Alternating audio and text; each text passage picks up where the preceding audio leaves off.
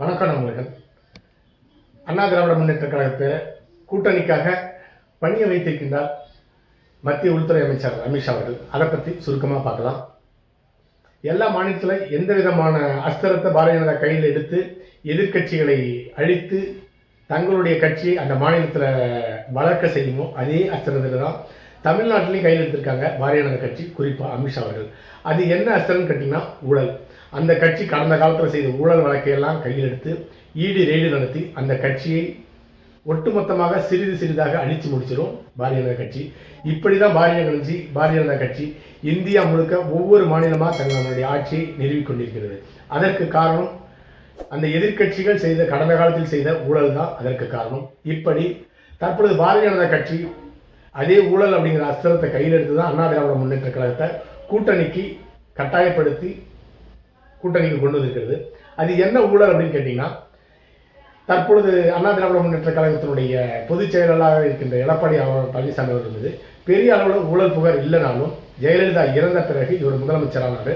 அவருடைய மகன் கான்ட்ராக்ட் எடுத்து கர்நாடகாவில் கான்ட்ராக்ட் எடுத்து தொழில் பண்ணிட்டு இருக்கிறாரு. அந்த கான்ட்ராக்ட் தொழிலில் ஒரு 4000 கோடி ரூபாய் பணம் அவர் வைத்திருக்கிறதாக ஒரு ரெய்டு நடத்தி பிடிச்சிருக்காங்க. அந்த பணம் எப்படி வந்திருக்கிறது? கண்டிப்பாக எடப்பாடி பழனிசாமி அவர்கள் அமைச்சராக இருந்து ஊழலாக சம்பாதிச்ச பணம் தான். அந்த மகன் அவருடைய மகன் ரியல் எஸ்டேட்லையும் கான்ட்ராக்ட் தொழிலையும் இன்வெஸ்ட்மெண்ட் பண்ணியிருக்கிறாரு.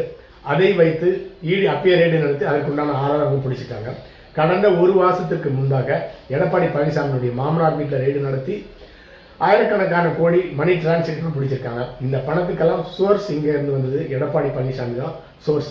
அதனால் எடப்பாடி பழனிசாமி அவர்களை மிரட்டி வற்புறுத்தி தங்களுடைய கூட்டணிக்கு அழைத்து வந்து, அதாவது அண்ணா திராவிட முன்னேற்ற கழகத்தினுடைய கூட்டணியில் பாரதிய ஜனதா கட்சி கிடையாது, பாரதிய ஜனதா கட்சியினுடைய கூட்டணி தான் தற்பொழுது அண்ணா திராவிட முன்னேற்ற கழகம் இருக்குது அப்படின்னு தான் எடுத்துக்கொள்ள வேண்டும். அடுத்ததாக முதல்ல அண்ணா திராவிட முன்னேற்ற கழகத்தை அழிக்கணும் தமிழ்நாட்டில் இருந்து. அதற்கு அண்ணா திராவிட முன்னேற்ற கழகத்தை கூட்டணி வச்சு மிரட்டி கூட்டணி வச்சா அதற்கு மேலே அண்ணா திராவிட முன்னேற்ற கழகத்தால் பெரிய அளவில் பாரதிய ஜனதா கட்சியை மீறி இயங்க முடியாது. முதல்ல அண்ணா திராவிட முன்னேற்ற கழகத்தை அழிக்க வேண்டும். அதில் முதல் படியில் வெற்றி அடைஞ்சிட்டாங்க. 2026 கூட்டணிக்கு கொண்டு வந்துட்டாங்க அண்ணா திராவிட முன்னேற்ற கழகத்தை. அடுத்ததாக திராவிட முன்னேற்ற கழகம். எந்த அஸ்திரத்தை வைத்து அண்ணா திராவிட முன்னேற்ற கழகத்தை வீழ்த்தியதோ பாரதிய ஜனதா கட்சி, அதே அஸ்திரத்தை வைத்து திராவிட முன்னேற்ற கழகத்தை வீழ்த்த போகிறது. இப்போ கூட்டணி கொண்டு வந்துட்டாங்க அண்ணா திராவிட முன்னேற்ற கழகத்தை. அடுத்ததாக டாஸ்மார்க்கில் 1 லட்சம் கோடி ரூபாய் ஊழல் நடந்திருக்கிறது. அதை ரெய்டு எடுத்து பிடிச்சிருக்கிறாங்க. 1000 கோடி அப்படிங்கிறதெல்லாம் ஒரு சும்மா கட்டுக்கதை. 1 லட்சம், குறைந்தபட்சம் 1 லட்சம் கோடி ரூபாய் ஊழல் நடந்திருக்கிறது. அதற்குண்டான ஆதாரங்களை சேர்த்து முடிச்சுட்டாங்க. அடுத்ததாக நடவடிக்கை மட்டும்தான் இருக்குது. நிச்சயமாக அந்த 1 லட்சம் கோடி ரூபாய் அந்த துறையை சேர்ந்த அமைச்சர்கள்லாம் வீட்டுக்கு எடுத்துகிட்டு ஓடி போயிட முடியாது. தலைமை குடும்பத்திற்கு தான் கொண்டு போய் சேர்த்துவாங்க. அதற்குண்டான ஆதாரம் எல்லாமே பிடிச்சிட்டாங்க. அதனால தான் அந்த வழக்கை தமிழ்நாட்டு ஈடு சேர்க்கக்கூடாதுன்னு சொன்னாங்க. அடுத்ததாக தமிழ்நாட்டில் சென்னை உயர்நீதிமன்றம் இந்த வழக்கை விசாரிக்கக்கூடாது, வேறு மாநிலத்துக்கு இந்த வழக்கை மாற்றணும்னு சொல்லியிருந்தாங்க. இதை எல்லாமே திராவிட முன்னேற்ற கழகம் செஞ்ச ஊழல்னால அந்த பதட்டத்தில் அந்த கட்சியினுடைய தலைமை குடும்பம் இருக்கிறது. அடுத்ததாக துரைமுருகன் அவர்கள் ஒரு 6000 கோடி ரூபாய் கனிம வளல் கடத்தலில் ஈடுபட்டு மாட்டியிருக்கிறாரு. ஒரு 6 மாதம் ஆச்சு. ரெய்டு நடத்தி எல்லா ஆயுதம் பிடிச்சிட்டாங்க. ஆனால் எந்த விதமான நடவடிக்கை எடுக்கல. அந்த நடவடிக்கை எடுக்காததுக்கு காரணம் சமயம் பார்த்து அடிக்கணும் அப்படிங்கிறது தான் பாரதிய ஜனதா கட்சியினுடைய குறிக்கோள். அடுத்ததாக தங்கம் தென்னரசு, KKS ராஜபக்சேந்திரன், பொன்முடி, துரைமுருகன், இப்படி ஏராளமான கீதா ஜீவன், ஏராளமான ஊழல் அமைச்சர்களுடைய பட்டியல் ரெடியாக இருக்குது. அவர்கள் மீது ஊழல் புகார் அனைத்துமே நிரூபிக்கப்பட்டு நடவடிக்கை எடுக்காமல் இருக்குது. இவையெல்லாம் 2011 தேர்தலுக்கு முன்பாக ஒன்றன் பின் ஒன்றாக எடுத்துக்கொள்ளப்படும். திராவிட முன்னேற்ற கழகம், அண்ணா திராவிட முன்னேற்ற கழகம், இந்த 2 கட்சியுமே அழிக்கணும்னு பாரதிய ஜனதா கட்சி நினைக்கிறது காரணம், மத்தியில் பாரதிய ஜனதா கட்சி மட்டுமில்லை, எந்த கட்சி ஆட்சிக்கு வந்தாலும் தமிழகத்தில் ஒரு மிகப்பெரிய எம்பிக்கு எண்ணிக்கை அந்த கட்சிக்கு தேவைப்படுகிறது. ஒன்று திராவிட முன்னேற்ற கழகம் இப்போ 40 MP சீட் வச்சுருக்காங்க. அவங்களுடைய ஆதரவு இருந்தால் போதும். நிதிஷ்குமார், சந்திரபாபு அவர்களுடைய ஆதரவு தேவையில்லை. அதே போலவே அண்ணா திராவிட முன்னேற்ற கழகம் எதிர்காலத்தில் 30-35 MP சீட் வச்சுருப்பாங்க. அவர்கள் ஆதரவு கொடுத்தா தான் மத்தியில் காங்கிரஸோ அல்லது பாரதிய ஜனதா கட்சியோ ஆட்சி அமைக்க வேண்டும் அப்படிங்கிற நிலை. அதனால் அண்ணா திராவிட முன்னேற்ற கழகத்தையும் திராவிட முன்னேற்ற கழகத்தையும் தமிழகத்தில் அழிச்சிட்டா ஈஸியாக மத்தியில் ஆட்சி அமைச்சலாங்கிற ஒரு நிலை இருக்குது. அதற்காக அமித்ஷா அவர்கள் திராவிட முன்னேற்ற கழகத்தையும் அண்ணா திராவிட முன்னேற்ற கழகத்தையும் முழுமையாக அழிக்க தொடங்கிவிட்டால் அதனுடைய முதல் படி தான் இப்பொழுது அண்ணா திராவிட முன்னேற்ற கழகம் கூட்டணிக்கு இணங்கி இருக்கிறது. அதற்கு அடுத்ததாக முதலமைச்சர் மு.க. ஸ்டாலின் அவர்களும் அவருடைய மகன் ஸ்டாலின் அவர்களும் டாஸ்மாக் ஊழல் வழக்கில் கைது செய்ய போவது உறுதி. அடுத்ததாக இருப்பது அவருடைய மகள் கனிமொழி தான் அடுத்த கட்சி தலைவராக இருக்கிறார். அவர் மீதே 2G வழக்கு வருஷ கணக்கில் பெண்டிங் இருக்குது. உச்சநீதிமன்றம் என்ன தீர்ப்பு வழங்கினான்னு கேட்டிங்கன்னா, தினந்தோறும் விசாரணை அப்படிங்கிற அடிப்படையில் டெய்லி இந்த வழக்கை விசாரித்து சீக்கிரமாக தீர்ப்பு சொல்லுங்கன்னு சொல்லி 3 வருஷம் ஆச்சு. ஆனால் நீதிமன்றங்கள் அதை எடுத்துக்கொள்ளவில்லை. பாரதிய ஜனதா கட்சி அதை துரிதப்படுத்தவும் இல்லை. காரணம், அந்த கட்சியை அழிப்பதற்கு உண்டான நேரம் வரல, அதனால் கையில் எடுத்துக்கொள்ளவில்லை. இப்பொழுது 2G வழக்கு விரைவாக விசாரிக்கப்பட்டு கனிமொழியும் ராஜாவும் 2G வழக்கில் சிறை செல்வது உறுதி. ஆம் ஆத்மி கட்சிக்கு ஏற்பட்ட நிலைதான் தமிழகத்தில் திராவிட முன்னேற்ற கழகத்துக்கு ஏற்பட போகிறது. காரணம், ஒரு 100 கோடி ஊழல், மதுபான ஊழல் ஆம் ஆத்மி கட்சி செஞ்சதாக சொல்கிறாங்க.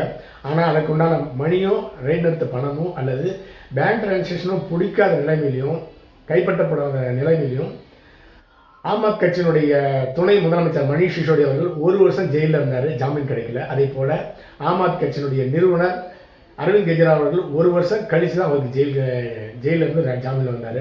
ஆனால் 1 லட்சம் கோடி ஊழல் செஞ்ச டாஸ்மாக் ஊழல் எல்லா ஆதாரமும் இருக்கிறதுனால முதலமைச்சர்களும் துணை முதலமைச்சர்களும் சிறைக்கு செல்வது உறுதி என்று தான் எடுத்துக்கொள்ள வேண்டும். இந்த சமயத்தில் திராவிட முன்னேற்ற கழகம் வெள்ளக்கொடியோ அல்லது வெள்ளக்கொடையோ எடுத்துகிட்டு போய் சமாதானப்படுத்தினாலும் அமித்ஷா ஏற்றுக்கொள்ள மாட்டார். ஏன்னா அவர்களுக்கு சமாதானம் தேவையில்லை. அந்த கட்சியே இருக்கக்கூடாது. அண்ணா திராவிட முன்னேற்ற கழகம், திராவிட முன்னேற்ற கழகம் என்ற கட்சியே தமிழகத்தில் இருக்கக்கூடாது அப்படிங்கிறது தான் பாரதிய ஜனதா கட்சியினுடைய நிலைப்பாடு. அதிமுகவுக்கு இன்னைக்கு ஒரே ஒரு ஆப்ஷன் மட்டும்தான் இருக்குது. அந்த கட்சி இருக்குமா இருக்காதா அப்படிங்கிறதுக்கு அந்த ஒரு ஆப்ஷன் தான் உதவும். அந்த ஆப்ஷன் என்னன்னு கேட்டிங்கன்னா, தேர்தலுக்கு ஒரு 4 மாதம் இருக்கிறப்ப தொகுதி பங்கீடு.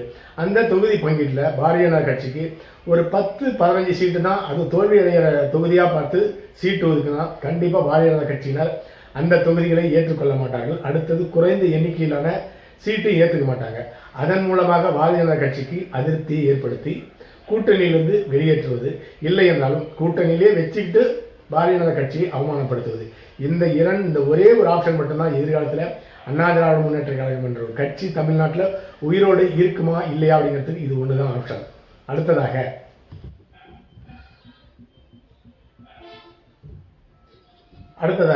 பாரதிய ஜனதா கட்சி தமிழகத்தை வளர்றதுக்காக எப்படிப்பட்ட எல்லைக்கும் செய்யும் அப்படிங்கிற எப்படிப்பட்ட எல்லைக்கு வேணாலும் செல்லும் அப்படிங்கிறதுக்கு தான் மகாராஷ்டிராவில் சிவசேனா கட்சிக்கு ஏற்பட்ட நிலை தான். சிவசேனா கட்சி அழித்து பாரதிய ஜனதா கட்சி அதனுடைய கட்சியினுடைய தலைவராக இருந்த இன்னொரு தலைவரை முன்னிலை நிறுத்தி அந்த கட்சி கூட கூட்டு வந்து ஒட்டுமொத்தமாக சிவசேனாவை அழித்து விட்டு இப்போ மகாராஷ்டிராவில் பாரதிய ஜனதா கட்சியினுடைய ஆட்சி நடந்து கொண்டிருக்கிறது. ஓபிஎஸ்னுடைய நிலை என்னன்னு பார்த்தீங்கன்னா, கண்டிப்பாக அண்ணா திராவிட முன்னேற்ற கழகத்துக்கு ஓபிஎஸ் சேர்த்துக்கொள்ள மாட்டார். நிச்சயமாக அவர் பாரதிய ஜனதா கட்சியில் ஐக்கியமாகி தன்னுடைய ஆயிரக்கணக்கான கோடி சொத்தை காப்பாற்றணும்னா பாரதிய ஜனதா கட்சியில் சேர்ந்து அவர் தன்னுடைய இறுதி வாழ்க்கையை தொடரப் போகிறார். தினகரன் தனியாக கட்சி ஆரம்பிச்சிட்டாரு. ஆயிரக்கணக்கான கோடி ஜெயலலிதா சம்பாதிச்ச ஊழல் பணம் எல்லாமே அவர்கிட்ட தான் இருக்குது. அவரும் பாரதிய ஜனதா கட்சியுடன் சேர்ந்து தனக்கு ஆயுட்காலம் முழுக்க பாரதிய ஜனதா கட்சியுடன் பயணிக்கப் போகிறார். ஒட்டுமொத்தமாக பாரதிய ஜனதா கட்சி தமிழகத்தில் திராவிட முன்னேற்ற கழகத்தையும் அண்ணா திராவிட முன்னேற்ற கழகத்தையும் வரும் 4 வருஷத்தில் அழிக்க போகிறாங்க. இன்னும் மத்தியில் 4 வருஷம் இருக்குது. பாரதிய ஜனதா கட்சி மத்தியில் ஆட்சி செஞ்சு முடிக்கிறதுக்காக இந்த 4 வருஷத்துக்குள்ளாக தமிழ்நாட்டில் அண்ணா திராவிட முன்னேற்ற கழகம், திராவிட முன்னேற்ற கழகம் என்ற கட்சி முழுமையாக அழிப்பதற்கு உண்டான முயற்சி தொடங்கிட்டாங்க. நிச்சயமாக அது நடக்கும். எதிர்காலத்தில் தமிழ்நாட்டில் பாரதிய ஜனதா கட்சிக்கு எதிராக சீமானா அல்லது தமிழக வெற்றி கழகமா, இந்த 2 ஆப்ஷன் தான் இருக்கும்போது திராவிட முன்னேற்ற கழகம், அண்ணா திராவிட முன்னேற்ற கழகம் என்ற கட்சி கண்டிப்பாக அழியும். அடுத்த பதிவில் சந்திக்கலாம். நன்றி.